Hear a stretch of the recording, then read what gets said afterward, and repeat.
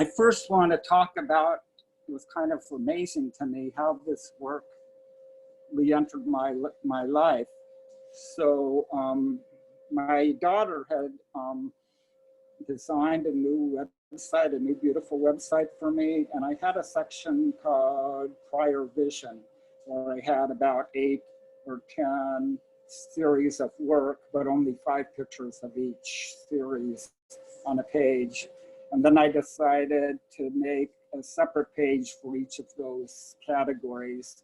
That was old work, but it wasn't nearly as old as this work. But I felt 5 wasn't enough, so I wanted to find more pictures to put in those categories, except all my negatives are in Kona, and right now I can't get to Kona. So I remembered I had copy slides, and I had a couple binders of them here in Honolulu. I asked my wife to get the binders for me, and I went through to see if I could find any pictures that would match, you know, that I could add to these categories. And I only found 1 out of 2 binders. Most of them were my underwater work, which is the main focus of my website, and I didn't have to add work to that. But then there was a 3rd binder of old family pictures, and I started going through that. And then I got to one page and said, wow, that looks like my old work from the March on Montgomery. And I looked at it closely, and sure enough, it was. And then I looked at the images, and they looked really interesting to me. So I immediately scanned them. Now, the thing is, I remember this was 55 years ago, and I remember a lot about the march. I don't remember any of these specific pictures. I don't remember taking them, but I remember enough about the march that I know where in the march, or you know, at what point they were taken. So that was interesting. But you know, to me, it was like this gift from my distant past, almost from a different lifetime. You know, I'd almost forgotten. It had been 20 years since I even looked at this work. And at that point, there were I took out some portraits I remember in Kona, and they may still be there, you know, that I had kind of selected, but I like these street scenes even more, you know, the march. But yeah, so that was kind of how these pictures kind of almost like a miracle to me re-entered my life.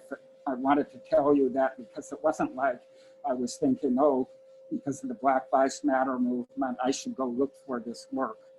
You know, I wasn't even thinking about it, it just came.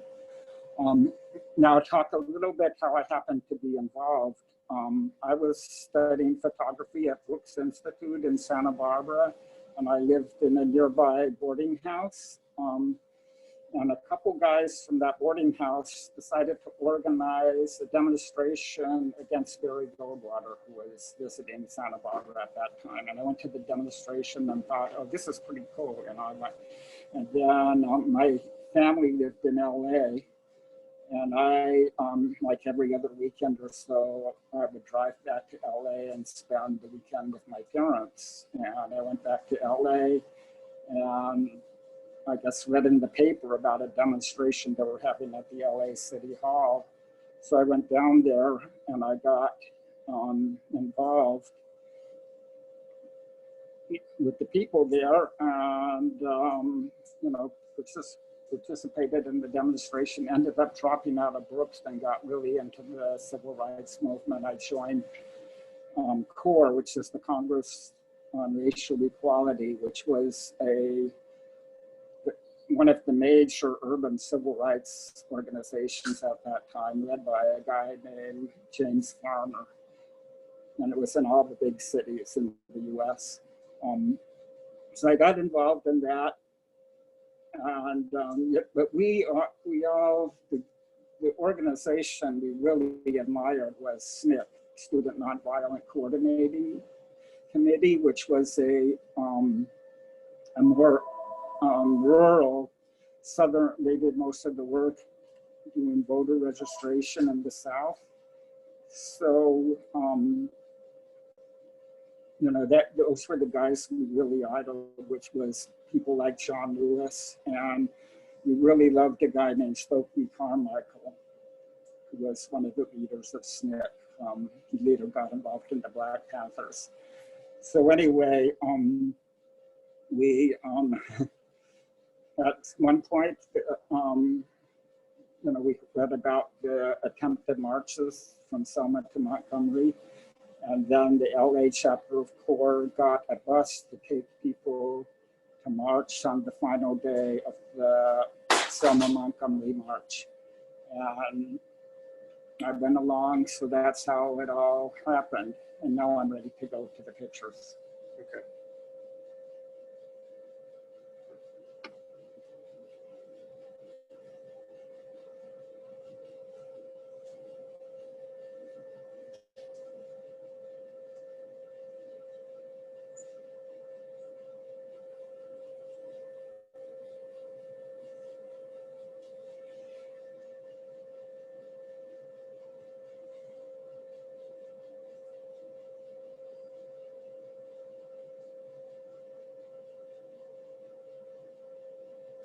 So we are getting some feedback. It sounds a little, people are having a little bit of trouble hearing, I think because of the mask.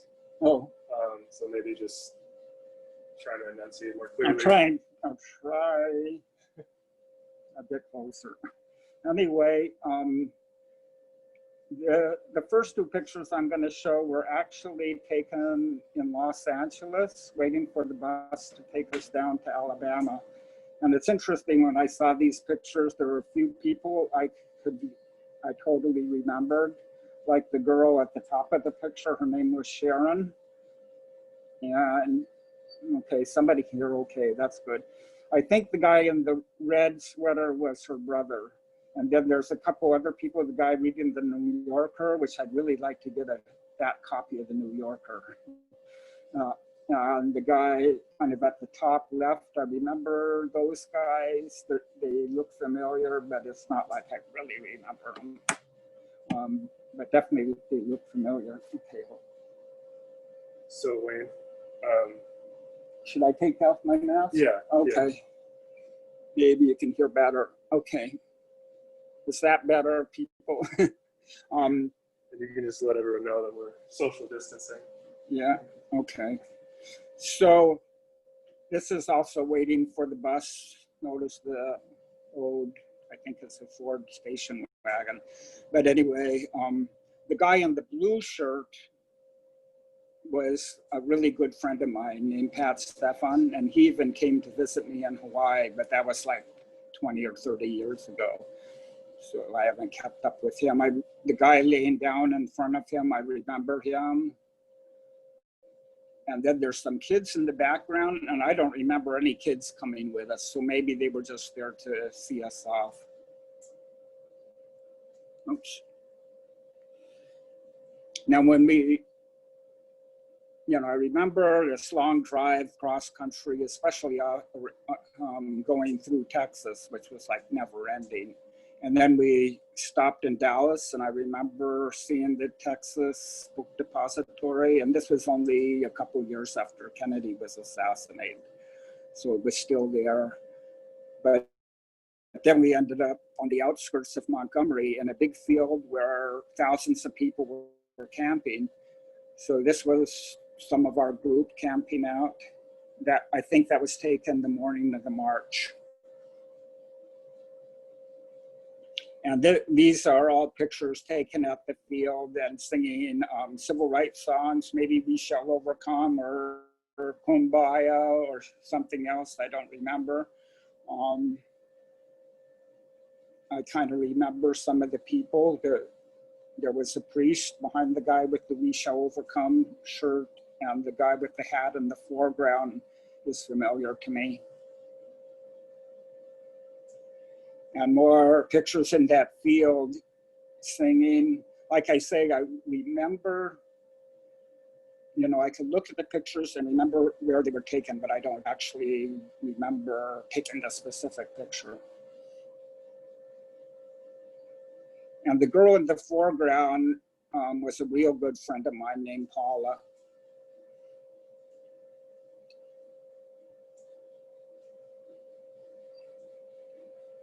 And I guess the girl, somebody's using their back as a table for the girl to write something out. And she looks familiar. Actually, they both look familiar, but I can't quite place them.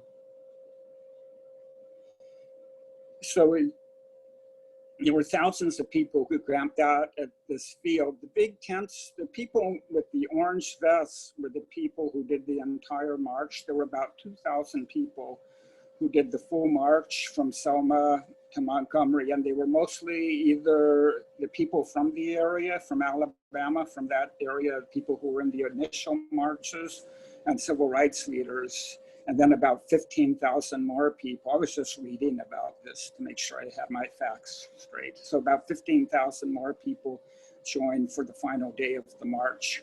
And I think the tents were for the people who did the full march. I think that's where they were staying.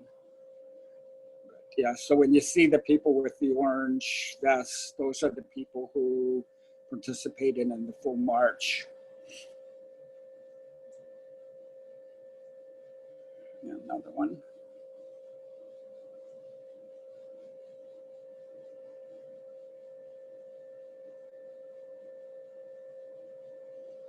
And then we started the march. And I remember the first area we went through was a Black area and Black neighborhood, and they were like really supportive and cheering us.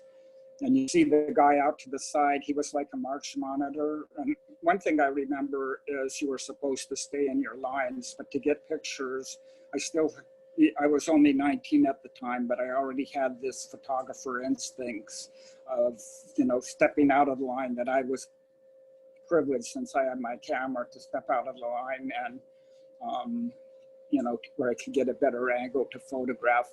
And when you look at the people, that was 55 years ago. So those kids are at least 60 years old. They're over 60 now.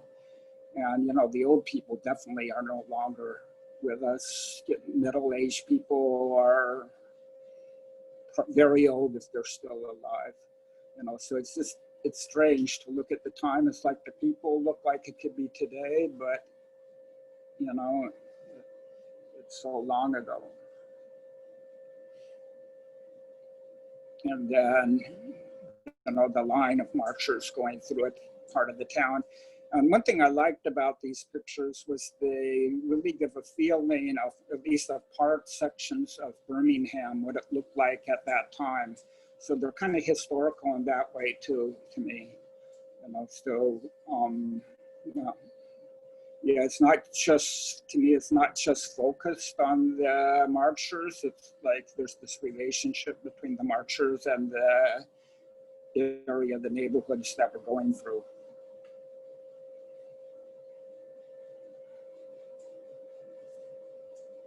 So I must have been behind that guy in the white shirt because he showed up in a couple pictures.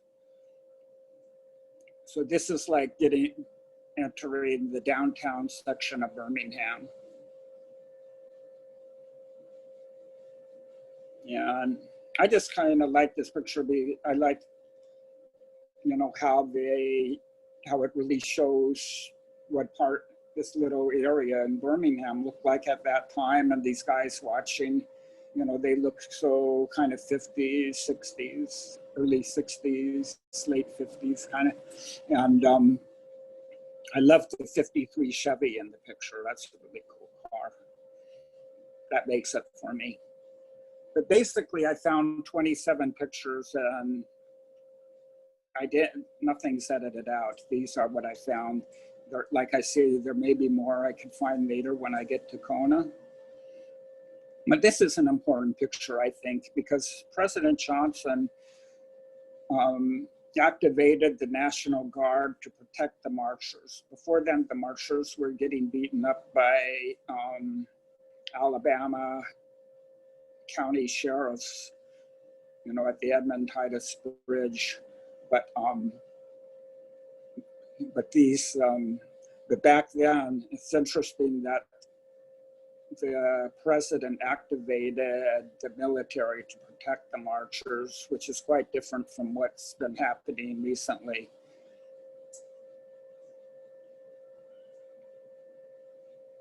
And this is like really entering the downtown of Alabama. You can see how many bystanders are watching.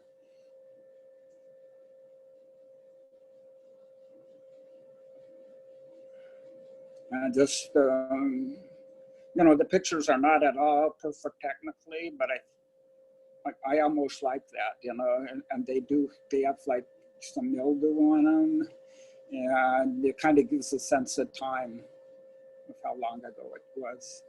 And notice the American flags in the march. This sign reads "King at a communist school." So I don't know how they could tell that that was a communist school. A bunch of guys in white shirts, maybe that proves they were communists or something. But, you know, I mean, any picture could be used, you know, that had King in it and some other people with that caption. And I remember there were a lot of people who were very belligerent to the marchers, you know, people who yell at us and cuss at us and even spit at us. So I remember that for sure, you know. In certain sections of town, the bystanders were not at all sympathetic, not at all supportive. And this is when we got to the area of the state capitol where they had the big, demonstration, the big meeting. And what I like about this picture are the giant TV cameras.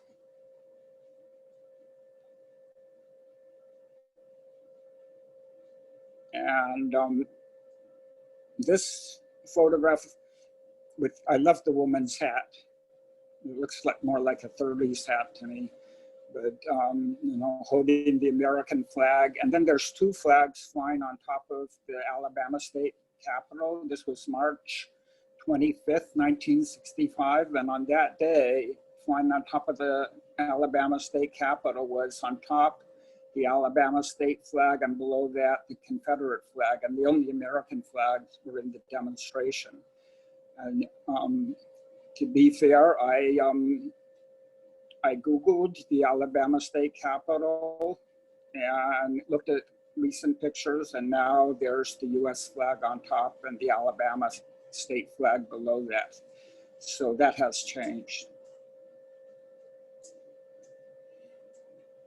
A guy filming the demonstration. My wife really liked that.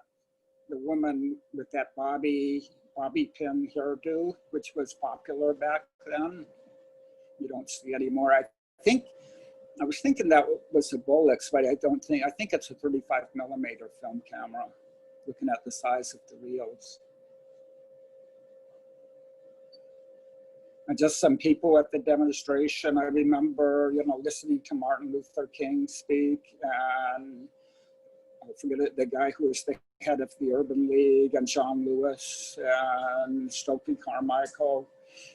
You know, all the top civil rights leaders spoke. And I think I remember, I haven't looked it up to prove it, but I think Joan Baez sang and Bob Dylan was there. And the Freedom Singers, there's a group called the Freedom Singers. It's distant memory, so it could be flawed. And again, a scene from the demonstration. You know, no social distancing or masks back in '65. And I think this is the last picture. You can see in this picture the state capitol, and you could see the people, the leaders of the demonstration were on the steps of the state capitol. So you could see those people, and the people who were giving speeches or singing, or, you know, were in that area. So I think that's it. So if anybody has questions, I'm happy to answer them.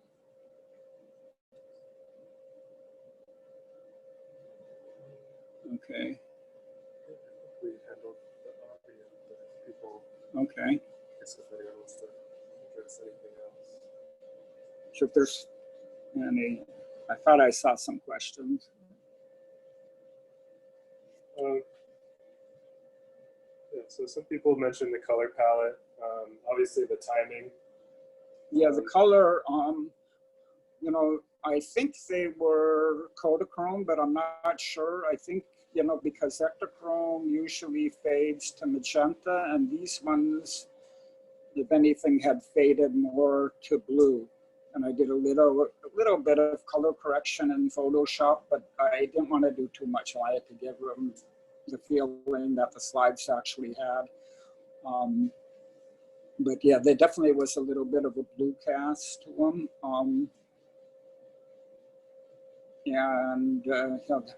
So the slides, you know, usually if Kodak processed the film, it would either say Kodachrome or Ektachrome on it, but these were processed by a private lab, so it didn't say. So the only way to tell would be to, you know, take one of the slide mounts apart and look at the film, which might be worth it. I might do it at some point, but I haven't done it yet.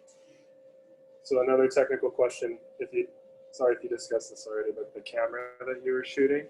Oh, okay, that's a good, actually, I meant to find one and send it to Bobby, you know, on the internet, but it was my father's camera, and it was called a Zeiss Contessa, and it was a 35mm rangefinder camera that had a fold out kind of drop down lens. It had, the front would fold in and you pull it down and the lens would pop out. And it was rangefinder, so you focused, you know, with a double image, and when the two images came together, it was sharp. So a couple of questions. How long were you there altogether? So how long was your experience? How long was that day of marching? Oh, okay. And maybe if you can just slow down a little bit and talking so people can hear you a little better. Okay, so the day, it was a full day from morning, and then I can't remember exactly how long the march was, but I would guess that maybe it was 2 or 3 hours, maybe 3 hours, and then the event at the Capitol was, you know, another 3 hours maybe. I'm just guessing, you know. We're trying to remember, but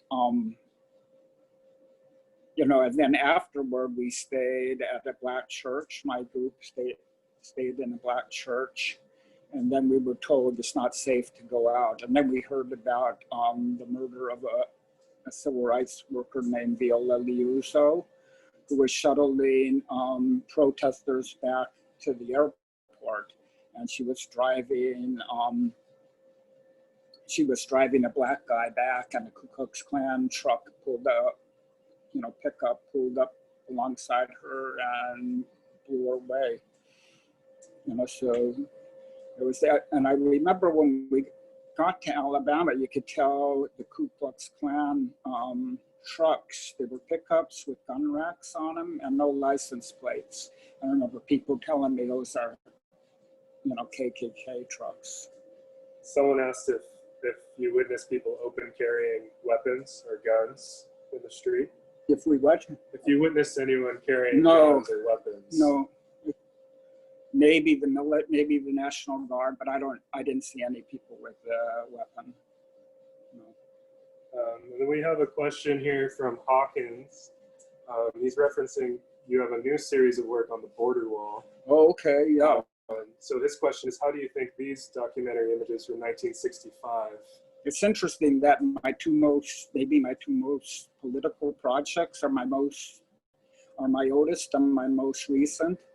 And I'm going to be doing another Zoom talk on my birthday on October 24th. That's going to be hosted by the Hawaii Trail and Mountain Club and Honolulu Photo Nights.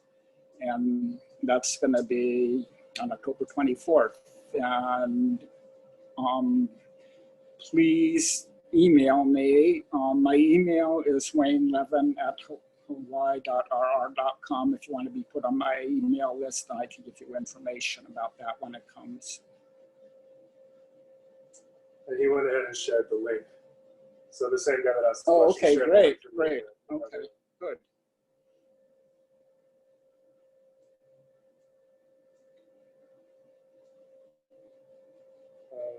Anything else you wanted to say, Wayne?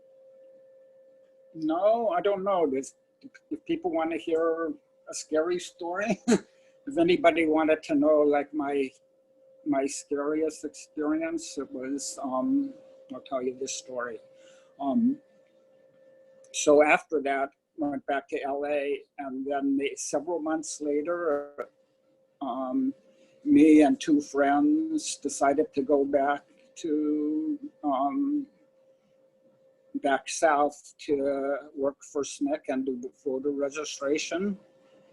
And I remember I took my car, I think it was a 60 Chevy back then, and we were driving through Arkansas, and I remember being tailed by another car. It was through the mountains, and we get like to a curve, and I would I'd floor it and get away from the other car, and then later I would see him creep up again. But anyway, that was, going through Arkansas. And then we crossed the river first of all, there were three of us, me and one white guy and one black guy. And I forget the white guy's name. The black guy was a good friend named Entree.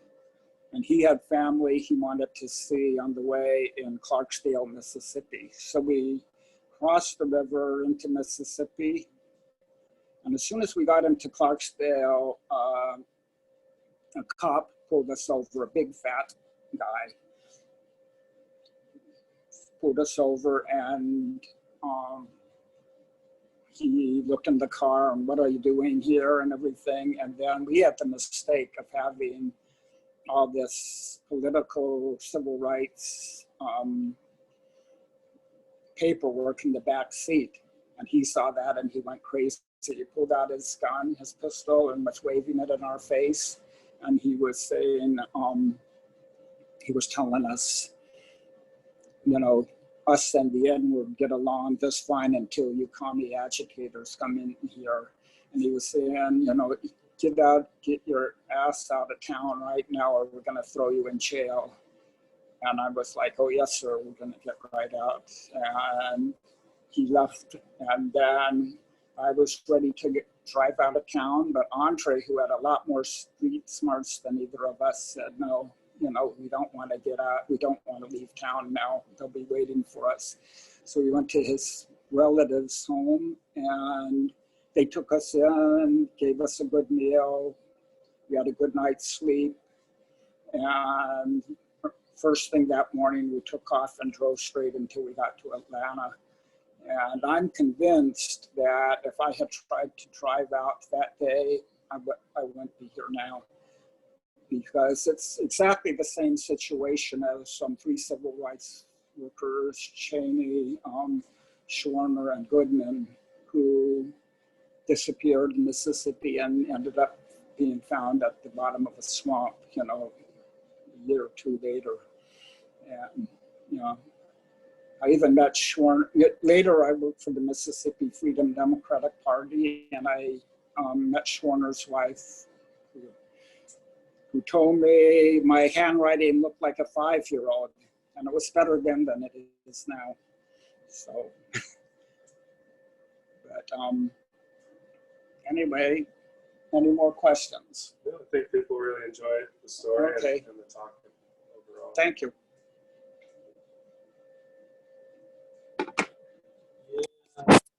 So thank you everyone for joining us today. Again, huge thanks to Wayne Levin for being with us and sharing this important work.